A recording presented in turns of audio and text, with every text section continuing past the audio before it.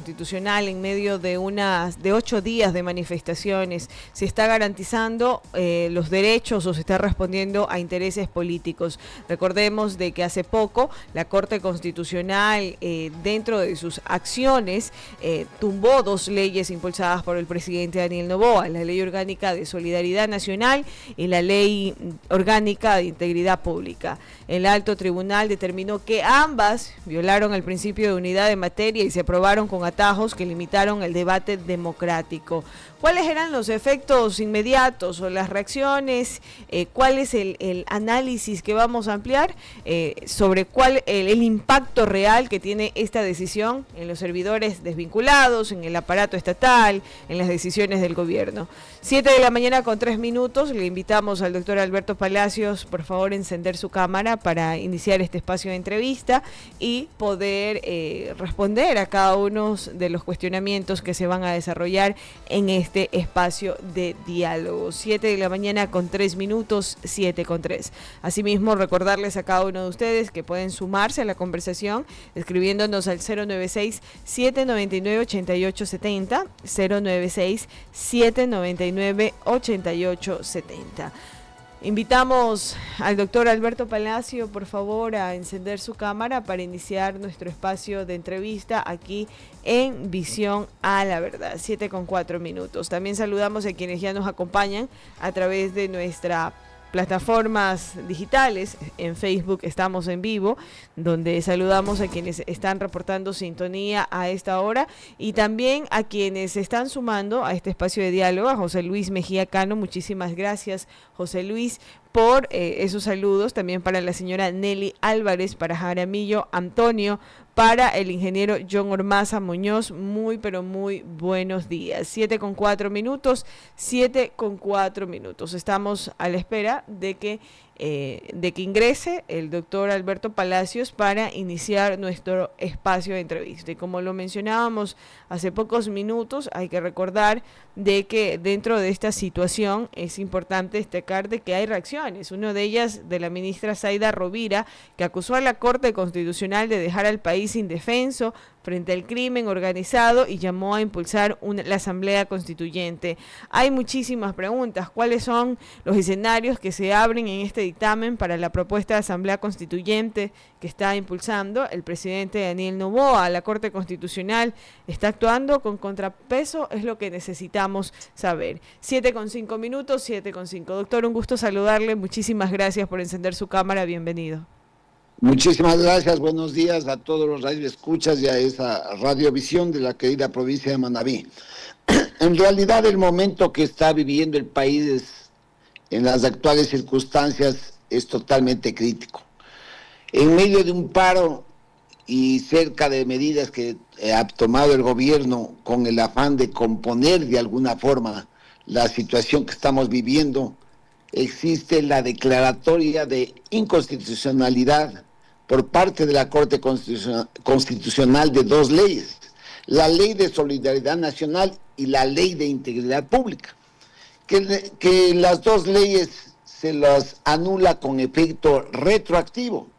Este efecto retroactivo es, para usar un término fatal, porque es como que si nunca se hubieran presentado, como que nunca hubieran existido. O sea, es una anulación total de las 2 leyes, que son leyes urgentes, porque definitivamente no se han cumplido con ciertos parámetros que dice la Corte Constitucional, como el respecto de la unidad de materia.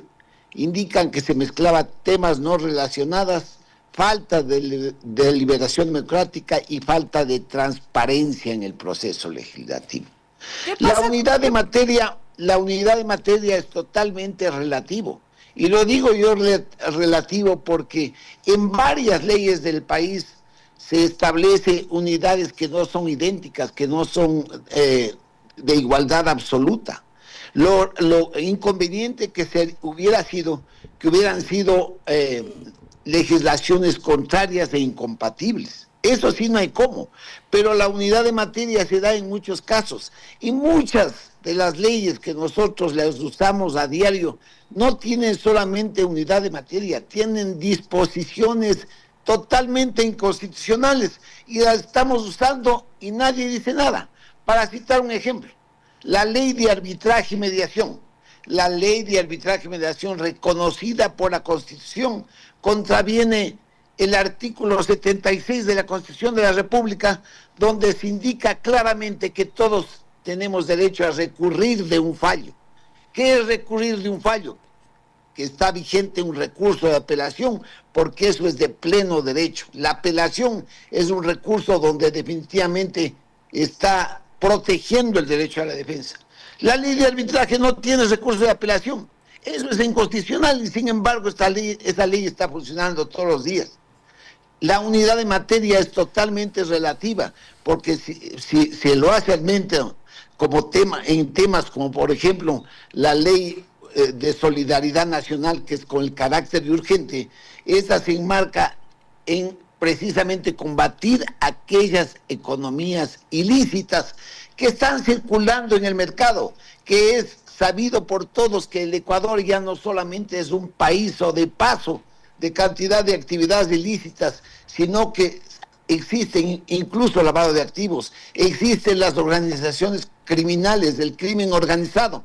Doctor. Todo eso trataba de combatir esa ley y lamentablemente se lo hace con carácter retroactivo, cuando se podía haber subsanado aquellas diferencias que la Corte Constitucional trataba de que le parecían que no estaban dentro del campo técnico jurídico constitucional. Igual la otra es la ley de integridad pública, donde se trataba, por ejemplo, como en las cooperativas de ahorro y crédito tenían que convertirse en instituciones financieras similares a los bancos, a la banca privada. ¿Para qué? Para ejercer un mejor control, porque se presume que hay cooperativas que no se están dedicando a ese tipo de actividades únicamente, sino a otras, para exigir un mayor control de lo que definitivamente está causando el dinero y la economía ilícita en el Ecuador.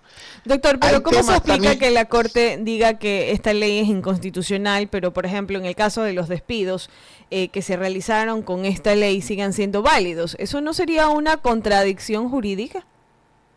Sí hay contradicciones jurídicas, pero hay contradicciones jurídicas porque definitivamente eso tiene que analizarse y eso podía haber sido, por ejemplo, una de las subsanaciones que se podía haber pedido, pero no hacerle con efecto retroactivo. Eso es una disposición demasiadamente fuerte porque y atenta al impacto político que está viviendo en este momento el país. Otras leyes. Por eso es el llamado a la Asamblea. ¿Qué es lo que pasó con el llamado a la Asamblea? Que la Corte Constitucional hizo ciertas acotaciones que fueron subsanadas y lógicamente entró en vigencia. Eso es lo que tenía que haberse hecho esta vez, pero lamentablemente no se lo hizo.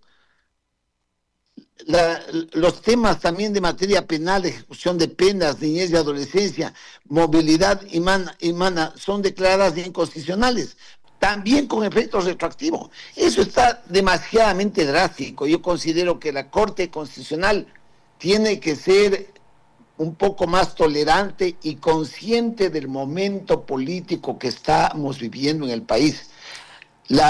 Si bien es cierto que la anulación de parte de estas por la Corte Constitucional no refleja mejor dicho, fallas en el proceso legislativo, que evidencia necesariamente la necesidad de respetar la Constitución. Sin embargo, hay que ver el impacto político. No puede caerse tampoco en la improvisación legal o en la falta de debido proceso y deliberación. Pero en un momento crítico para el Ecuador, con un estado de emergencia en múltiples frentes, como son la economía, la gobernabilidad, las razones principalmente de forma más que de fondo, plantea realmente un dilema institucional. Si bien es fundamental respetar la Constitución y el proceso legislativo, el país no puede darse el lujo de detener medidas urgentes frente a crisis reales, sin caer en vicios legales o en formalismos paralizantes, que paralizan todo el engranaje, tanto en lo político como en lo económico. Ese tema es bastante importante, doctor, y hacia allá va el país. Usted dice que el país no puede darse el lujo de aprobar leyes urgentes sin un debate democrático, sin una transparencia. Ahora, ¿no cree que el país, esto sería como una especie de bomba de tiempo para la democracia y todas las leyes urgentes que se están aprobando? No es una bomba de tiempo porque definitivamente la Corte Constitucional no va a perder su rol. Lo que sí se necesita es que la Corte Constitucional sea consciente del momento político que vivimos. No puede perder su rol la Corte Constitucional porque para eso está, pero definitivamente tampoco se le puede dar poderes absolutos para tratar de meterse en cuestiones de carácter político, porque ya no está solamente legislando con el afán constitucional, sino con el afán político. Es ahí donde estamos cayendo en un hoyo que no vamos a salir, porque mientras el gobierno central, el Estado, está tratando de enderezar el país y de emitir leyes que le ayuden a solucionar los problemas, la Corte Constitucional, por aspectos a veces de forma o tal vez podría ser de fondo, que se pueden enmendar, o lógico, que se pueden enmendar, lo está haciendo declarándole retroactivo. Entonces esto es una medida demasiadamente drástica. Ahora, con todo lo que está sucediendo a nivel de la legalidad y la justicia, el impacto social, porque hay miles de servidores que quedaron en la calle y que actualmente la Corte los dejó sin derecho a reclamar su reintegro ni compensaciones, ¿usted no cree que estas decisiones alimentan la desconfianza en la Corte Constitucional y refuerzan esa percepción de que en Ecuador las instituciones no están protegiendo, por ejemplo, el ciudadano común? Efectivamente. Ese es el efecto que está sucediendo en la mayoría de la gente. Se dan cuenta que no está protegiendo al ciudadano común. Y al no proteger al ciudadano común se está faltando al pueblo. Y definitivamente toda esta situación que estamos viviendo ahora, como los paros que se están protagonizando en este momento, es ¿por qué asunto principalmente?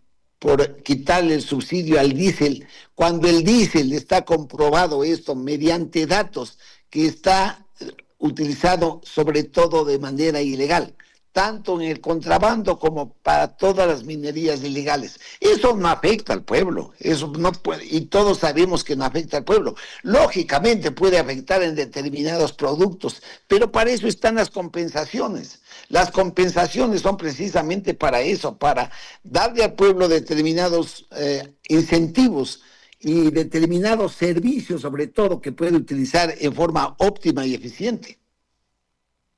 Doctor, este tema de la retroactividad en materia laboral es una de los principales llamados de atención porque actualmente, por ejemplo, me están haciendo una pregunta interna que quién responde porque esto de que la Corte los dejó sin derecho a reclamar, quién está respondiendo por las familias afectadas, si no existe esa contradicción jurídica. Es que la contradicción jurídica hay que verle en caso por caso. O sea, en materia laboral, lamentablemente, yo creo que toda la legislación laboral está destinada a proteger al trabajador en general. Y así es la legislación nuestra. Pero definitivamente por eso los comités de empresas, las asociaciones sindicales, están cada día y día a día a través del ministerio respectivo, del Ministerio de Trabajo, tratando de proteger al trabajador. Entonces, cada caso, cada agrupación es diferente. Los estatutos que tienen vigencia, por ejemplo, dentro del Estado, tienen que respetarse, respetando la ley de servicio y carrera administrativa. Dentro de la empresa privada, especialmente respetando el Código del Trabajo y las demás leyes conexas que hay al respecto. Doctor, yo considero... Doctor, sí, dígame. Y por ejemplo, en el caso de lo que usted mencionó sobre el subsidio al diésel, ¿puede un gobierno eliminar el subsidio con un decreto o debería pasar también esa decisión por la Asamblea para garantizar el tema de la unidad de materia y la deliberación democrática? Yo considero que hay decretos, leyes y hay leyes en general. O sea, la economía la maneja el Estado. El Estado definitivamente es el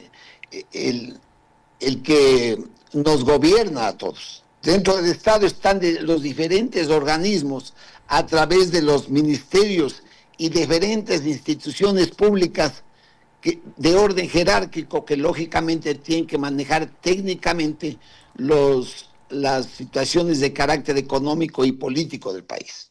En este caso, el diésel, si está comprobado que el diésel no solamente esta alza del diésel afecta lógicamente a determinado grupo de gente humilde, de gente de escasos recursos económicos, pero que sin embargo está favoreciendo a todas las élites ilegales, está favoreciendo a la minería ilegal, está favoreciendo al contrabando del diésel, porque lógicamente es mucho más barato que en los países vecinos, y la minería ilegal produce mucho más dinero que el narcotráfico. Si se ha detectado eso, el país no puede eso someter a un debate legislativo, porque ahí sí va a entrar los asuntos de carácter político. Ahí tiene que actuarse legalmente y en forma enérgica. Tiene que definitivamente desaparecer este subsidio, que aparte de eso hace daño a la economía del país. Ahí definitivamente la legislación va por la mayoría, no puede ir jamás por la minoría. Ahora, doctor, y hablando ya sobre el tema del subsidio al diésel, cada paro en el país en los últimos 30 años, por ejemplo, ha puesto en tensión dos bloques de derechos, que es el derecho colectivo de protesta, que según la Constitución está en el artículo 66, el derecho de terceros y seguridad estatal, que es el de movilidad, la salud y la producción. Ahora, veíamos de que el gobierno nacional respondió con un decreto de sección y con medidas económicas rápidas para solventar la situación de los transportistas. Pero ¿cuál debería ser el rol de la Corte Constitucional? ¿Ellos tienen la última palabra? Si se revisan estos decretos, por ejemplo, y las decisiones cumplen con los principios de proporcionalidad, unidad de materia, deliberación democrática, ¿estarían bien o no? A ver, ante una decisión de esta, porque el país tenemos que darnos cuenta que los últimos meses, el último año hemos estado viviendo en estado de emergencia. Y aquí definitivamente una protesta social, una acción de protesta social es definitivamente contra el Estado. ¿Por qué es contra el Estado? Porque el Estado es la representación jurídica de una nación. Eso es lo que es el Estado, la representación jurídica de una nación. Y esta representación jurídica le crea derechos y obligaciones. ¿Para quién? Para con el pueblo especialmente. Entonces la Corte Constitucional no puede ponerse en un papel que definitivamente tiene plenos poderes para echar al traste todo lo que está haciendo el gobierno. Es por eso que se pide la Asamblea Constituyente, pues porque estamos gobernados ahora 18 años por la Constitución de Montecristi, que definitivamente tiene que ir evolucionando, donde se crearon la plurinacionalidad indígena. El Estado éramos un solo Estado, una sola nación, con todos los habitantes unidos en un solo bloque. Estas situaciones están fraccionando la homogeneidad que había y una sola voz que deberíamos tener los ecuatorianos en la protesta social. Hay determinadas protestas sociales que han sido acogidas, pero esta, dándonos cuenta que está aumentando al índice y a las organizaciones criminales, no podemos seguir subsidiando, no podemos seguir manteniendo. La Corte Constitucional tiene que ponerse sensible a esto, porque están también legislando por y para el pueblo. Y, por ejemplo, ¿por qué el Estado nunca ha logrado blindar jurídicamente las decisiones? Insisto, en los últimos 30 años los conflictos a nivel del país siempre han girado en torno a los subsidios o las medidas económicas. Y la Corte ha sido coherente o no ha sido coherente al revisar decretos de sección y medidas en paros, o están respondiendo solamente al clima político del momento. Usted mencionaba la Constitución, y recordemos que la Constitución, de acuerdo a diversas opiniones, era garantista del gobierno de turno. A ver, toda constituyente se erige necesariamente en un gobierno, porque es una estructura jurídica que impide que el gobierno esté dando los pasos necesarios para podernos gobernar. Es lo que está sucediendo con la Constitución actual. O sea, los subsidios también son históricos. Ha habido determinados subsidios cuando el país podía mantenerlos, y así se los ha venido manteniendo a lo largo de muchísimos años. Pero cuando ya esta historia se ve fraccionada por las economías criminales, lógicamente el Estado tiene que tomar acción ahí. Todos los subsidios han sido históricos y todos los subsidios se han mantenido. Pero si llega un momento de la situación económica, política y social que mantiene el país, que permite entrever que definitivamente esos subsidios no se están yendo al pueblo ecuatoriano, sino a otro tipo de economías que están caotizando el país, tiene que pararse, tiene que cambiarse. Y además, por la situación económica que vive el país, un país endeudado a través de los préstamos internacionales que nos han dejado los diferentes gobiernos, a los cuales el país actualmente también está recurriendo, no permite mantener los subsidios. Esas situaciones tienen que cortarse y arreglarse de alguna forma. Por eso, ¿cuál es la forma? Las compensaciones, que es lo que no se habla perfectamente. Las compensaciones van definitivamente a tratar de, a la gente de menores recursos, tratar de salvarles de estos subsidios que se están ya impidiendo. Las compensaciones son el efecto positivo al tratar de evitar un subsidio que definitivamente ya no tiene cabida en los actuales momentos. Doctor, pero por ejemplo, usted acaba de decir de que una constituyente rige al gobierno de turno, pero actualmente este no puede ser un instrumento para convertir como herramienta a un presidente poderoso la propuesta de una nueva asamblea constituyente. Es que por eso él dice, la majestad está en el pueblo. Y ahora ha pasado el control constitucional, pues. Ya ha pasado el control constitucional. Será el pueblo el que decida con las preguntas que el presidente realice y que sean calificadas. Ahí sí estamos revestidos de plena legalidad. Yo considero que el Consejo Nacional Electoral hizo bien en mandar el control constitucional y la Corte lo hizo bien en pedir que se subsanen determinados requisitos que así lo hicieron. Entonces estamos frente a este momento a que ya se han cumplido todos los requisitos previos, ya será el pueblo el que decida, y el pueblo es el soberano y la majestad está en él. ¿No cree usted que en este momento de crisis, de concesiones forzadas, promover una constituyente puede ser la puerta de entrada a un nuevo régimen autoritario, que es el discurso que maneja la oposición? Yo considero que no, mire, el pueblo es sabio, el pueblo definitivamente va a votar por lo que más le conviene, que está cansado ya también de que cada año, cada gobierno, la mínima acción económica que tome el gobernante sea contestada mediante la paralización de actividades que sabemos también que están financiadas. Se han aupado en una izquierda equivocada, porque la izquierda recta, la izquierda de buena fe, es admirable, porque tiene sus principios de justicia social. Pero esta izquierda ahora disfrazada, que todos sabemos de dónde viene, definitivamente está aupándose con el indigenado, especialmente con la CONAIE, para tratar de realizar un caos en el país, cuando ya los subsidios definitivamente tienen que ser eliminados. Eso lo dice la entrevista popular, las encuestas y todo. O sea, no podemos tratar de encerrarnos en una burbuja de que la protesta social y el indigenado, al cual se lo respeta, el cual es de nuestra nacionalidad, de la única nacionalidad que debería existir y no plurinacional, porque el Estado es único, definitivamente tiene que ceder a una situación que están equivocados, a una situación que se ha convertido en un instrumento político para desprestigiar y caotizar al país. ¿Hay límites constitucionales al poder de la constituyente? ¿Puede, por ejemplo, una asamblea constituyente redefinir los códigos laborales, el rol del Estado sin un control previo?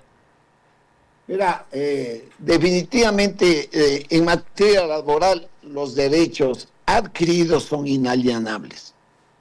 Todas las conquistas que se han hecho a través de los años son derechos adquiridos. Esos no pueden ser violados, no se puede retrotraer eso. O sea, si hay por decir algo, un 13º sueldo, no puede venir un presidente de la República, no puede venir un Estado a quitar el 13º sueldo o a suprimirlo, porque ya son derechos adquiridos que han sido sociológicamente estudiados. La Corte Constitucional tampoco podría hacer eso porque se atenta contra la propia Constitución. La norma aquí no la tengo, pero definitivamente los derechos adquiridos son derechos constitucionales que definitivamente no puede inhibírselos a nadie. Ahora, doctor, por ejemplo, hablando de la percepción ciudadana, de la confianza del pueblo ecuatoriano hacia sus instituciones, ¿quién debería liderar, por ejemplo, esta nueva Asamblea Constituyente? El presidente Daniel Noboa lo está haciendo desde el punto de vista ejecutivo, pero, por ejemplo, la Asamblea está totalmente fragmentada, la percepción de confianza en la Corte Constitucional está en deterioro, el Consejo Nacional Electoral no genera muchísima aceptación a nivel nacional. Entonces, ¿dónde comienza, por ejemplo, y termina este nuevo inicio de un poder constituyente en el país? Verá, yo considero que la sociedad civil es la principal. La sociedad civil que está compuesta por la gente del pueblo, que está compuesta por las cámaras, que está compuesta por las empresas que dan fuente de trabajo, es la que tiene que liderar, porque todos los ecuatorianos lo único que necesitamos es que el país se componga, que el país sea un país donde se pueda producir, donde venga la inversión nacional y la inversión extranjera, donde no haya riesgos y por sobre todo donde haya seguridad, que es lo que estamos peleando ahora. Todo esto se ha convulsionado por la falta de seguridad y todas las políticas que está encaminando el gobierno precisamente es darle primero seguridad y después lo segundo, porque usted si sale de la casa, si le están vacunando todos los días de su negocio, sea grande o pequeño, esa inseguridad atenta a toda la economía, atenta al pueblo, atenta a la tranquilidad, atenta a la producción.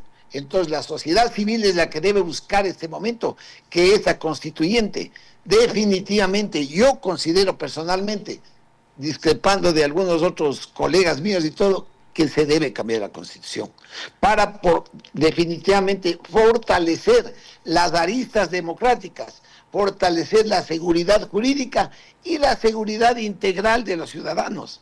No se puede, lamentablemente en estos enfrentamientos, como ya está sucediendo, siempre hay muertos, siempre hay víctimas, porque inclusive en las revoluciones son así, las revoluciones a través de la historia, ha habido cantidad de veces que pagan justos por pecadores, pero el objetivo es de enrumbar a un país, a una nación, a días mejores.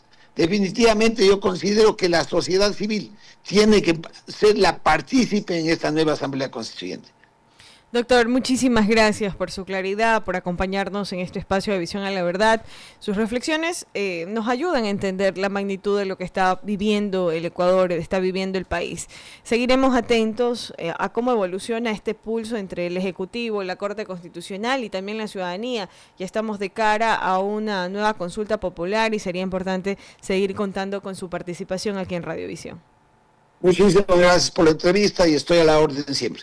Muchísimas gracias a usted. Son las 7 de la mañana con 31 minutos. Vamos a una brevísima pausa y ya volvemos con más aquí en Visión a la Verdad. Publicitario. Que solo vigilancia. Con una combinación única de tecnología de vanguardia, ofrecemos un servicio de protección incomparable. Nuestro equipo altamente capacitado está comprometido con la excelencia. Nos adherimos